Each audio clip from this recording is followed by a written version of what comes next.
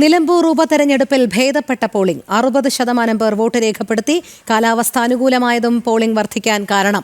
നഗര ഗ്രാമപ്രദേശങ്ങളിലെല്ലാം മികച്ച പോളിംഗ് രേഖപ്പെടുത്തുന്നു. അരുൺ ആലത്തൂർ ചേരുന്നു വിവരങ്ങളുമായി. അരുൺ, ഉച്ച മുതൽ തന്നെ കനത്ത പോളിംഗ് രേഖപ്പെടുത്തുന്നു നമ്മൾ കണ്ടതാണ്.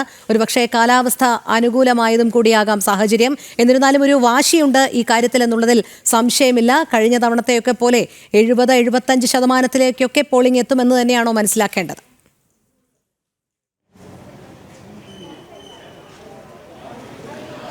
തീർച്ചയായിട്ടും ഇനി പോളിംഗ് ശതമാനം എത്രത്തോളം എത്തും എന്നുള്ളത് മാത്രമാണ് അറിയേണ്ടതായിട്ടുള്ളത്. ഇപ്പോൾ ഏതായാലും 65%, ഏറ്റവും പുതിയ കണക്ക് പ്രകാരം 65% പോളിംഗ് ആണ് ഇപ്പോൾ നിലമ്പൂരിലെ ഈ ഉപതെരഞ്ഞെടുപ്പിൽ രേഖപ്പെടുത്തിയിരിക്കുന്നത്.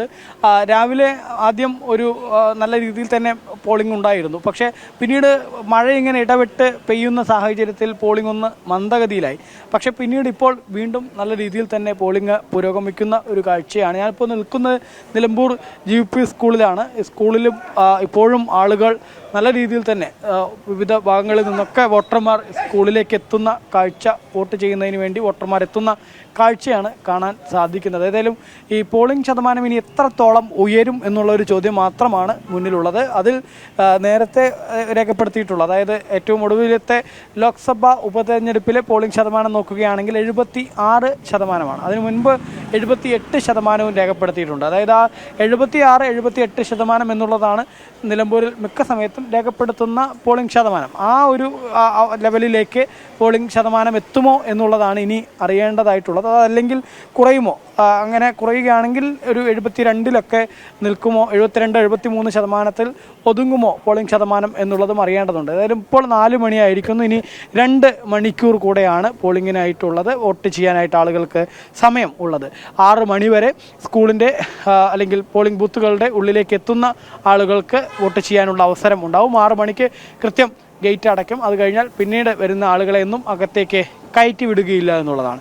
നിലവിൽ ഏതായാലും പോളിംഗ് നല്ല രീതിയിൽ തന്നെ പുരോഗമിച്ചുകൊണ്ടിരിക്കുന്നു. മുന്നണികളൊക്കെ വലിയ ആത്മവിശ്വാസത്തിലാണ്. കാരണം ഇങ്ങനെ പോളിംഗ് ഒക്കെ ഉയരുമ്പോൾ അത് ആർക്കനുകൂലമാവുമെന്ന് സംബന്ധിച്ചുള്ള ഓരോ തരത്തിലുള്ള കൂട്ടലും കുറയ്ക്കലും ഒക്കെ മുന്നണികളുടെ ഭാഗത്തു നിന്ന് നടക്കുന്നുണ്ട്. പ്രത്യേകിച്ച് പല മുന്നണികളും അവരുടെ ശക്തി കേന്ദ്രങ്ങളിൽ അവർ പ്രതീക്ഷിച്ച ആളുകൾ വോട്ട് ചെയ്തോ, അതല്ലെങ്കിൽ അവർ പ്രതീക്ഷിക്കുന്ന വോട്ടുകളിൽ ഇനി എത്ര പേർ ചെയ്യാനായിട്ടുണ്ട് തുടങ്ങിയ കാര്യങ്ങളിലൊക്കെ അവർ കൃത്യമായ കണക്കുകൂട്ടലുകൾ നടത്തുന്നു. ഒപ്പം വിലയിരുത്തലുകൾ നടത്തുന്നു. പരമാവധി അവർക്ക് വരാനുള്ള വോട്ടുകൾ അത് ഉറപ്പിക്കുന്നതിന് വേണ്ടി അവരൊക്കെ പ്രതീക്ഷിച്ചു കൊണ്ടിരിക്കുന്ന, അല്ലെങ്കിൽ അവരെയൊക്കെ വോട്ട് ചെയ്യിക്കാനുള്ള നീക്കങ്ങൾ അതിപ്പോഴും തുടരുന്നു എന്നുള്ളതാണ് നമുക്ക് ഈ പോളിംഗ് ബൂത്തുകളിൽ നിന്ന് മനസ്സിലാക്കാൻ സാധിക്കുന്നത്. ഞാനിപ്പോൾ നിൽക്കുന്ന ഈ നിലമ്പൂർ നഗരസഭയുടെ ഭാഗമാണ്. നിലമ്പൂർ നഗരസഭയുടെ ഭാഗത്ത് ഇന്ന് രാവിലെയൊക്കെ പോളിംഗ് നന്നേ കുറവായിരുന്നു. അതായത് മറ്റ് പഞ്ചായത്തുകളെ എടുത്ത് നോക്കുമ്പോൾ നിലമ്പൂർ നഗരസഭയിൽ അത്ര പോളിംഗ് ഉണ്ടായിരുന്നില്ല.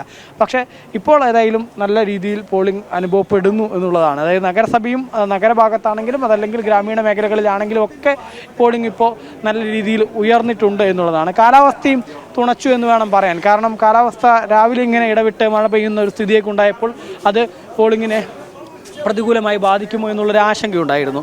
ഏതായാലും ആ മഴയൊന്ന് മാറി നിന്നത് ആളുകളെ സംബന്ധിച്ചിടത്തോളം വലിയ ഗുണമായി എന്ന് വേണം പറയാൻ. കാരണം ആളുകൾക്ക് ഈ മഴ മാറി നല്ല രീതിയിൽ കാലാവസ്ഥ ഇടയ്ക്ക് ഒരു മഴ പെയ്യുന്നത് ഒഴിച്ചു കഴിഞ്ഞാൽ മറ്റ് വലിയ ബുദ്ധിമുട്ട് സൃഷ്ടിക്കുന്ന തരത്തിൽ മഴ പെയ്യുന്നില്ല. അതുകൊണ്ട് തന്നെ അത് പോളിങ്ങിന് വലിയ രീതിയിൽ ഗുണം ചെയ്തു എന്ന് വേണം മനസ്സിലാക്കാൻ. അതുകൊണ്ട് തന്നെയാണ് വീട്ടമ്മമാർ ഉൾപ്പെടെയുള്ള ആളുകൾ, സ്ത്രീകൾ, അതുപോലെ തന്നെ വയോധികരായ ആളുകൾ അവരൊക്കെ പോളിംഗ് ബൂത്തിലേക്ക് എത്തുന്നു എന്നുള്ളതാണ് നമുക്ക് കാണാൻ സാധിക്കുന്നത്. ഏതായാലും ഇന്ന് രാവിലെ മുതൽ തന്നെ സ്ഥാനാർത്ഥികളും മുന്നണി നേതാക്കളും ഒക്കെ പ്രതികരിച്ചതാണ്. എല്ലാവരും വലിയ ആത്മവിശ്വാസം തന്നെയാണ് നിലമ്പൂർ ഉപതെരഞ്ഞെടുപ്പിൽ അവരൊക്കെ പ്രകടിപ്പിക്കുന്നത്.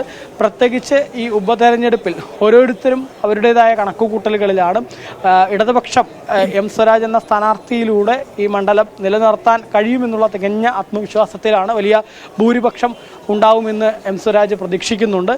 ഒപ്പം UDF സ്ഥാനാർത്ഥിയായ ആര്യാടൻ ഷൗക്കത്ത് രാവിലെ പ്രതികരിച്ചത് വലിയ ഭൂരിപക്ഷത്തിൽ വിജയിക്കാൻ കഴിയുമെന്നുള്ളൊരു ആത്മവിശ്വാസമായിരുന്നു ആര്യാടൻ ഷൗക്കത്തിൻ്റെ ഭാഗത്തു നിന്നും ഉണ്ടായത്.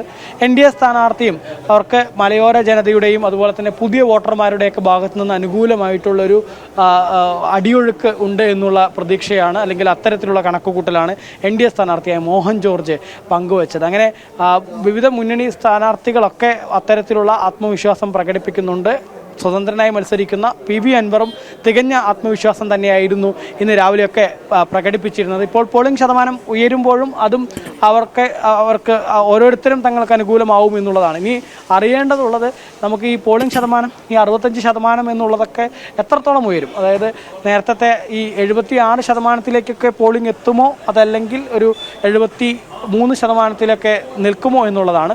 നമുക്ക് ഏതായാലും ഇപ്പോഴത്തെ ഒരു പോക്കനുസരിച്ച് 70 കടക്കുമെന്നുള്ള കാര്യം ഉറപ്പായി. ആ 70 കടന്ന് എത്രത്തോളം ഉയരും എന്നുള്ളതാണ് ഇനി അറിയേണ്ടത്. ശരി അരുൺ, നിലമ്പൂർ ഉപതെരഞ്ഞെടുപ്പിൽ ഭേദപ്പെട്ട പോളിംഗ് തന്നെയാണ് രേഖപ്പെടുത്തിക്കൊണ്ടിരിക്കുന്നത്. 60% പേരാണ് നിലവിൽ ഇപ്പോൾ വോട്ട് രേഖപ്പെടുത്തിയിരിക്കുന്നത്. കാലാവസ്ഥ അനുകൂലമായതും പോളിംഗ് വർദ്ധിക്കാൻ കാരണം ആകുന്നുണ്ട്. നഗര ഗ്രാമപ്രദേശങ്ങളിലെല്ലാം മികച്ച പോളിംഗ് തന്നെയാണ് രേഖപ്പെടുത്തിക്കൊണ്ടിരിക്കുന്നത്. അരുൺ ആലത്തൂറാണ് വിവരങ്ങൾ നൽകിയത്.